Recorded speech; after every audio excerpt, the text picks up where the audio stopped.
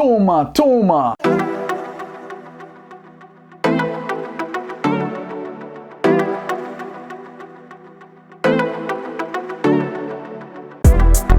Ah yeah, it's time to travel and bang, baby.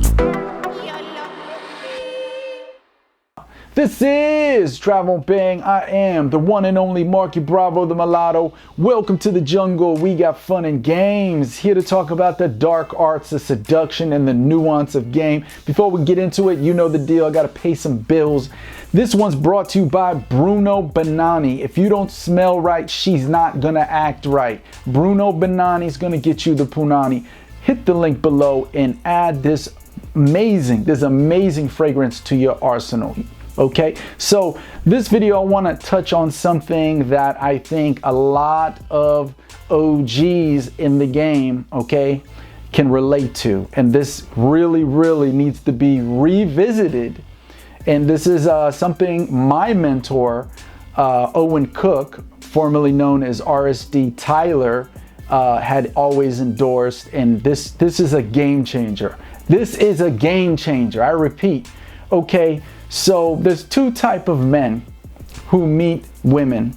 The first man meets the woman and usually says, ooh, I hope she likes me. Okay? Then there's the other man, the one who usually gets labeled the bad boy, the one that usually gets the woman more sexually aroused. That man enters the frame, I hope I like her. It'd be a pity if I don't like her. You know what I mean? And see the difference? The difference is indifference. Indifference makes a difference. Do you understand? So it literally has to, you have to encompass, okay? You have to, let me say that again. You have to embody no fucks given. And that's when I was younger, that I had a really hard time, because I was I'm gonna be honest, you know what I mean? I'm gonna do what other dating coaches don't do and be honest for once in fucking life. You know, it's okay to say when you were younger that you were that guy. I was a simpy type of sensitive, romance, listening to R&B type of guy. And so I would enter the frame like that. You know what I mean? And that costed me a lot of beautiful, what could have been beautiful relationships with very beautiful and sometimes exotic looking women. Okay? To not give a fuck, in other words, no fucks given. Okay? It's embodiment of who you are. But you cannot enter the frame and 100% mean it, right? If you're in scarcity mindset. When you're in abundance mindset, meaning you're talking always to different women. When you're in an abundance mind state, it's because, let's pretend it's food on the fucking table. You got a smorgasbord going on, okay? There's food in the corners, food in the middle. There's glasses of wine, goblets of Coca-Cola. You just got so much that if somebody were to take a plate of food off the table, you wouldn't even get upset, because you got more from where that comes from. You got fucking Grey Poupon, motherfucker. Do you understand? A smorgasbord, as they say in Sweden. Okay? So, and that's the same thing with life. If there's no smorgasbord, you know what I mean? There's no abundance with women that you talk to. And once again, let me hit on that, because a lot of men go, what? Well, they misinterpret it. I didn't say, you know, you gotta fuck all the women that you know, okay? I'm saying that you're socialized, you have connection, communication at all times with different type of women in different areas. You're just a socialite motherfucker. When you're online, when you're out and about. Do you understand? So when you do go into a date, there's not that scarcity mindset, okay? Not that scarcity mindset where you're thinking, you know, I hope she likes me. You know what I mean? Because I don't have any other girls, you know, to talk to. And, you know, it'd just be really fucked up if she just didn't like me. If she just didn't call me or text me after this, you know? And guess what? those vibrations, that energy that's being pulsated off of that thought, which you're not even expressing through verbally, is picked up by her. Maybe not consciously, but subconsciously, she's picking up on it. And she's thinking to herself, wow, he's an attractive guy, but I don't know, all of a sudden I'm just not feeling that aroused being in his presence. Do you understand? You have to understand that indifference makes a difference. Women want to pick up when they're around you and going on a date with you that you're not going to trip. You're not going to get butthurt or angry if they decide not to call you back or, disappear, ghost, or whatever. You're indifferent to it. You're emotionally solid. In Freemasonry, yes, I am a Freemason, they call it how to subdue your passions. It's a very, very, very brilliant saying. It's ancient. To subdue your passions, okay? Your emotions. That's what passions in that context means, your emotions. So let's cover the forefront. Being indifferent is a mastery of emotions. You know what I mean? And we all lose it. Don't get me wrong. I have PTSD from former combat situations when I was in the military. I still have the PTSD, of course, but once we become aware, whatever the structure of your emotions is, we're more aware, we're more self-contained. And as you become self-contained with the emotions, it's not that you don't care. It's that you realize it's just in the moment, and if that woman is not feeling you, if she does not want to sleep with you, it's no big deal. I don't care. I'm detached from the outcome. Okay? Let's cover that again. Indifference makes a difference, a state of no fucks given, and not being attached to an outcome. Okay? Because when you're attached to an outcome, the woman can sense it. You know what I mean? And then usually, we all know, when you're attached to something ending the way you wanted it to end, it usually never ends the way you wanted it to end. So stop fucking narrating the shit in your head, gentlemen.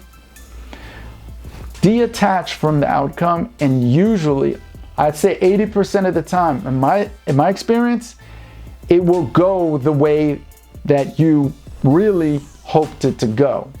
You know what I mean? Without hoping it to go that way, if that makes sense. Detach, it could happen in other words, it can happen this way, it can happen this way, it can happen this way. How it goes down with this woman, it doesn't matter. It's okay. I'm not attached to a result, so therefore I'm not going to get pissed, butthurt, or angry if she decides, hey, I'm not feeling this. I'm not feeling you. I've went in on certain women and went in for a kiss and had women literally do this. You know what I mean? Right when I was going in for the kiss. You know how, boom, to the ego, how that feels to have a woman basically like, I don't want to kiss you. You know what I'm saying? Or a woman who does kiss you, but she, like mid-drift, a couple seconds in it, she's just like, you could tell she's not feeling it. She's like kissing a corpse. You know what I'm saying? So I've been in all sorts of situations where things didn't go the way I expected. And usually in those situations, I expected it to go a certain way, the way I wanted it to go. I was gonna, thinking she was gonna be passionately kissing me. Then it didn't happen that way. I thought we would end up, doing the naked Olympics, indoor Olympics together. It didn't happen that way. I thought she was gonna do double monkey backflips with me. But it didn't happen that way. So if you want to master the art of having the women that you're attracted to, because we have discussed that, haven't we? That attraction is subjective to the observer. We can talk in the basis of attraction on a mainstream level of what the social media, the industry thinks is hot and sexy. But at the end, it's all about what you're into and what you feel is hot and sexy. And you want different women in your life who fit these descriptions of what sexually arouses you and the type of women that share commonalities, at least, you know what I mean? You all can socially vibe together, okay? So whether you're monogamous or polyamorous. You know what I mean? You always have a catalog of different women that you can turn to. Okay? So it's okay in that respect to understand that when you're spinning plates, some of the women will be in the context on backlog. You know what I mean? On the back burner. Because you're already talking to this girl, and this girl. Or maybe you're just zoned in on one. I don't agree with doing that, but maybe just on one. But you have contact with 3, 4 other women that you flirt with heavily online. Just in case, break glass in case of emergency, you know what I mean? A life preserver, if you will. So I think when you embrace that strategy, like I said, this is from Real Social Dynamics. This is straight off the hot seat from Owen Cook. To be indifferent makes a difference, okay? No fucks given. You're focused on your life purpose, your agenda, and you're just having fun. You're not consumed and obsessed with an outcome, okay? You're detached from that.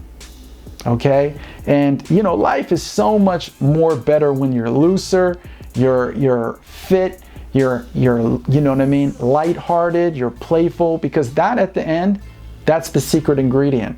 That's what will sexually arouse most women, most all women. Lighthearted and playful. The ability to treat her like your little bratty sister, no matter how fucking hot she is.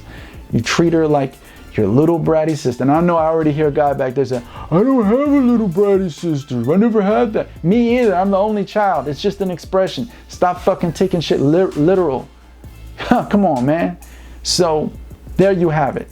Indifference makes a difference. You have to embrace not giving, no fucks given, and try to detach. Okay? And subdue your passions. Don't emotionally get so caught up where you become a slave to your emotions. And now, guess what? That's a bitch trait. No woman wants to really be with a man who has bitch-like traits. The inability to control your emotions. Most women are emotional creatures. That's why they want a man with a spinal column, a man who's going to be the anchor for her, so it'll hold her down, because women are emotional creatures. So that way, you know what I mean? She has a bedrock, a mountain to, you know what I mean, lean on when she gets kind of whacked out with her emotions. But she can't do that if you're always in your feelings.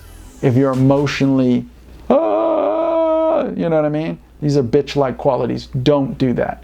Okay, this has been another Travel and Bang. It's the middle of the week, y'all. Hey, get ready for the weekend. We're gonna touch some sexual topics. All sorts of nasty, fucking raunchy, kinky stuff. Check it out. End of week, baby.